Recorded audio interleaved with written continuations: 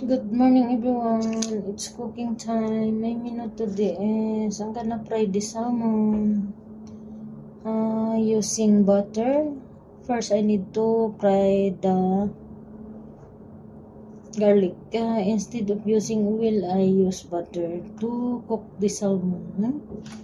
Salmon is rich in omega-3 fatty acid, good for the heart. I'll just season it with black pepper and pink salt.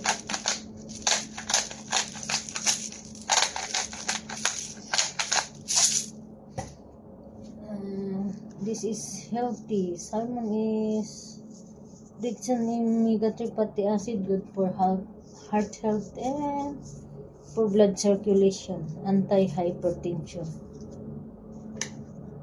Just season it with pink salt and black pepper.